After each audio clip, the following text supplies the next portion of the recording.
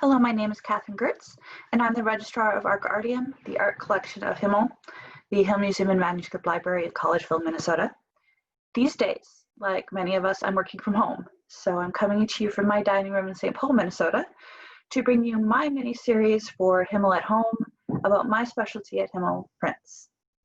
So here is part one of my first installment of my series, How to Read a Print. What's going on?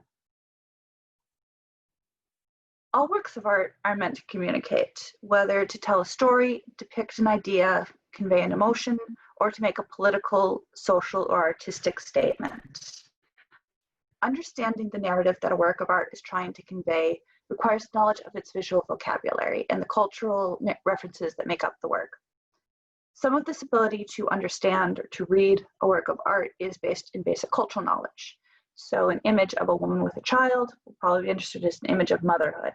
Add a few more Western cultural signifiers, it'll be understood as an image of the Madonna and child. If you have a crowned man sitting on a big chair surrounded by people lower than him, it'll probably be understood as a narrative about power. Sometimes reading the narrative of a work is dependent on the more complicated codified system of meaning known as allegory. An image that depicts one thing, but in fact symbolizes a hidden meaning. So classically, a statue of a blindfolded woman holding a set of scales is not a statue of a blindfolded woman, it is an allegory of justice. Like I said, these meanings are codified and formalized. You can get actually dictionaries that will tell you what a cat might mean. So a cat will often stand for perfidy, or what a dog might mean. Dogs often mean loyalty, and in what context they might appear. So in Western art, dogs and cats are strongly associated with religious context. They appear together a lot in images of the Last Supper, where they contrast the perfidy of Judas, the cat, with the loyalty of the apostles, represented by the dog. So the system of codified meanings go back a long way. A lot of them were first codified in Cesare Ripa's Dictionary of Allegory, Iconologia, first published in 1593, and many go back a lot farther than that. They can easily be found in medieval art and in Greco-Roman art. So when you put a bunch of allegories together, you get a narrative. And that's what we have here in this print from the HMML art collection from 1714 by the French-born Amsterdam artist Bernard Picart. So this is a dense little collection of allegorical figures. Up here we have Fame, recognizable by her trumpets and by her wings, and she is leading Hercules to Justice with her scales, and Truth, who has a sun on her chest, symbolizing the light of truth. Down here at the bottom part of the print, we have this collection of characters who are obviously representing vices. So we have Pride, who's pretty easy because she has a peacock. We have Avarice, also pretty easy to spot since she has dropped her coins and is picking them up with an avaricious look on her face. This allegory is slumped over. She doesn't seem to have much interest in the proceedings, and she has a turtle on her head. So she's Sloth. Over here is Wrath. His anger has blinded him, and he is pulling a sword out of his sheath. And then next to him is the figure of Bacchus. So he, of course, from Roman mythology, is famously overindulgent in food and wine. And he also often represents lasciviousness, especially when he is accompanied by a goat. So he is representing the vice of unfettered overindulgence, so gluttony. Another classical reference is next to him. So this is Venus, and when she's portrayed like this, she often stands for the vice of vanity. Over on the other side of the image is Envy, who is recognizable by the snakes on her head and twisting around her arms. Snakes often accompany envy, represent, of course, how envy bites at you, like the snakes are biting at her.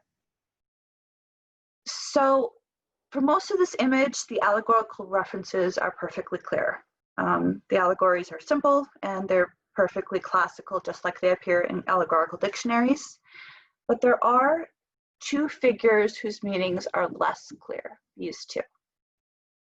So the figure on the right is attended by two animals, the rabbit and the owl, and both of these have several possible allegorical meanings, both positive and negative.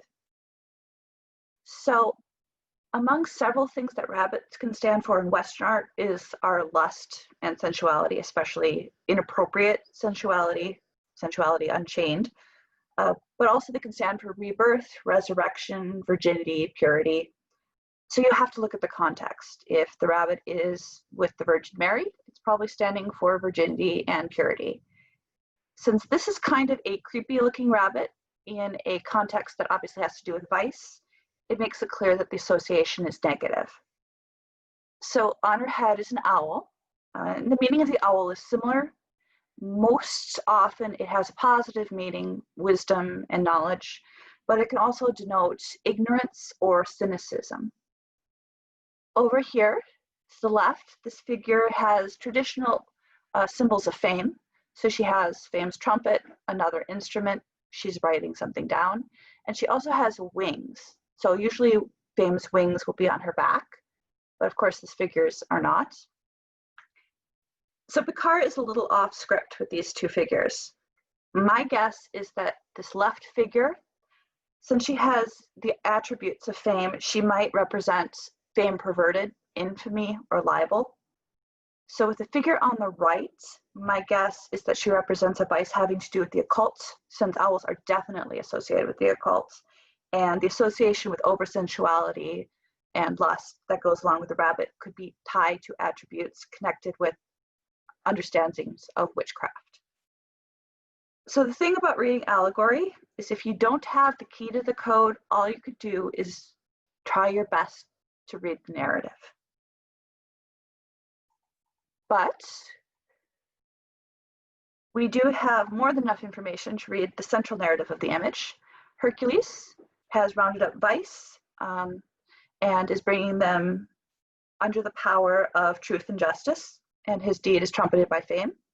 So this is a reference to a very classical theme in art, Hercules between vice and virtue. In this case, virtue has won out.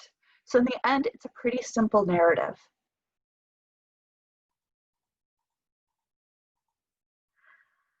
Thank you for joining me. If you'd like to see some of our 6,000 or so prints, you can go to our online catalog at bhimmel.org. If you'd like to learn more about our manuscript preservation work or about other Himmel news and projects, go to our website at himmel.org. Thank you.